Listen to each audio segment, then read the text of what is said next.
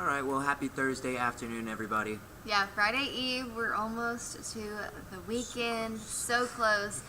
We've been on a roller coaster ride of temperatures this week as well. Started off a little cool, but we're definitely feeling that warming trend. At least there's no rain out right now on your Thursday. Yeah, today is overall a pretty day. We just had a few fair weather clouds this afternoon, but one thing's for sure is you're stepping out, you can feel it's a little bit more muggy. Yep. It's all due to these southeasterly winds, just pulling in a lot of that moisture in from the Gulf, and that really just helps to drive up our dew points. It also doesn't help with us having a stationary front a little bit farther out to our north as well.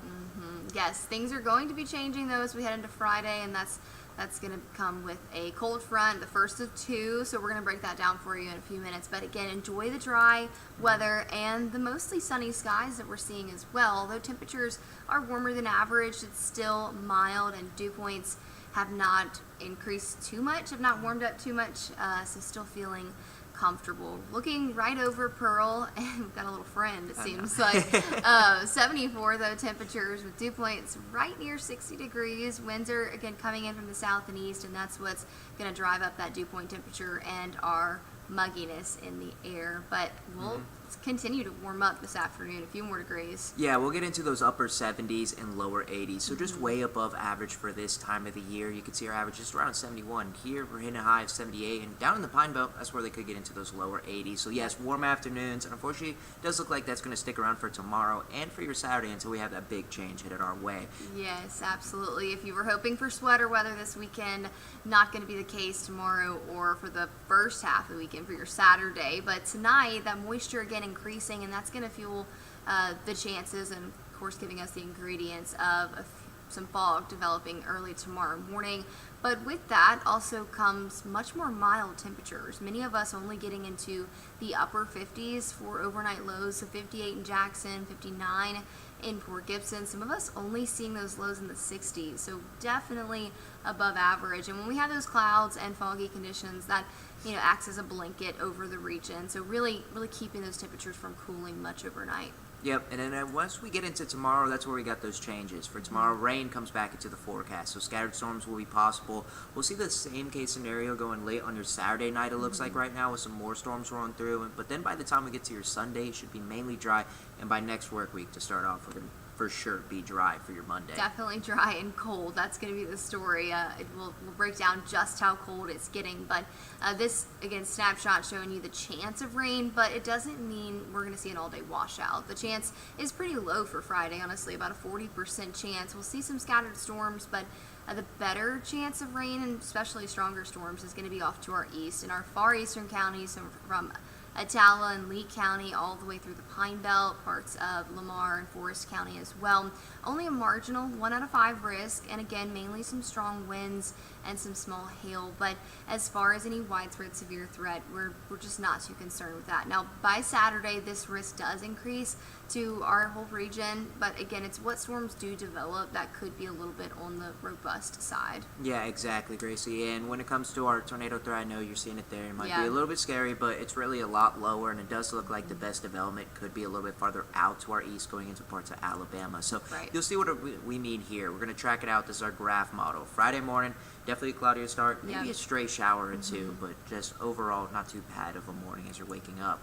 Now, here we go. We get into the afternoon, and here comes those scattered showers and storms. But overall, right now at noon for our Friday, not looking too crazy. But as we keep seeing these storms push their way east, that's where they get a little bit stronger, it looks like, especially by the time we get to 4 to 5 p.m. and they're transitioning into Alabama. Yeah, I think you're right about that with the ingredients for those stronger storms. We're really going to start to be on the close to the state line from Mississippi into Alabama. So our far eastern counties, that's really who needs to watch out for this. But again, don't be surprised if you do get caught under kind of heavy downpour and even some gustier winds within a couple of those thunderstorms Friday afternoon. The good thing about central Mississippi, though, most of us are done with the rain by Friday Night Football. So kickoff is at 7 p.m. We should be dry. It is still going to be a bit muggy and a little warm for us, but overall we shouldn't have to worry about any widespread washout Friday night. Yeah, Friday night's looking relatively good, and that cloud coverage actually decreases a little bit for that evening until we get to the overnight, and then the clouds come back going into the Saturday morning. Even some patchy fog again for your Saturday, it looks like. We can see it on our graph model here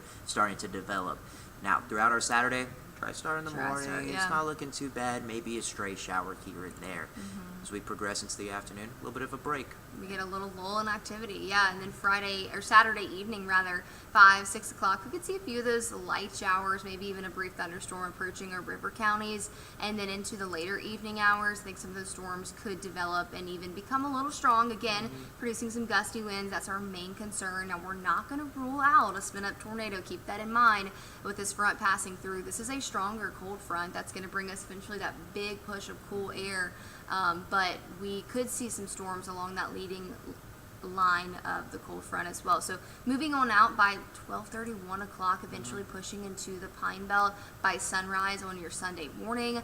Sunday, we should be dry for us. Winds coming in from the north, some breezy, cold conditions, especially by Monday morning. That's when we feel those frigid temperatures. Oh yeah, and you get just strong northerly winds coming in by our Sunday, and we actually do have a secondary front that's farther out to the north, and that's what it's not going to bring us rain. It's just really going to drop down those temperatures. Now we'll take a look at the total amount of rainfall, and it's not going to be much. Scattered storms. Some of us might not even see a drop at all. So at max, we're looking at just around a half an inch of rain, especially with how fast these storms look like they're going to pick up in speed and move out. Yeah, and notice even some of our counties not even picking up measurable rainfall. So again, with the coverage of rain, it is going to be hit or miss. We're not saying this is going to be an all, washout type of situation, but because of the ingredients in place, some of those storms that develop, they could be a little bit stronger for us. So don't worry about a ton of heavy rainfall. That's not what we're worried about. But after these storms move through, we do want you to go ahead and prepare for those freezing temperatures. Look how quickly these temperatures drop off too. I mean, it is night and day. Lows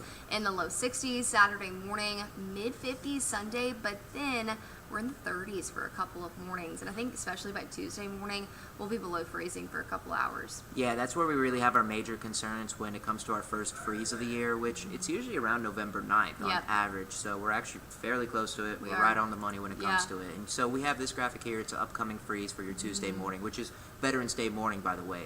So as you're waking up, the dark shaded blue area is most likely where we're going to see some freeze conditions. Central, east, even down into the southeast and the Pine Belt. Along the Mississippi River, however, I think it could still just stay a little bit warmer and not stay below freezing for too long. So it's possible. Yeah. It's not ruled out of the cards just quite yet. But no, if you want to be safe, if you're worried about some vegetation that you have, and you're not ready for those plants to die, make sure to protect them or bring them inside if you can as well, because this is likely going to be the first freeze of the year that we're planning for. Very cold, but the good news is if you're not just quite ready for those 30s for a long time, you don't have to worry about it, because we'll be in the 30s for a couple mornings and then back up. Right back up. That roller coaster continues. Exactly, a roller coaster. So we'll just do a quick recap of your 8-day forecast. Warm afternoons for today, your Friday, Saturday.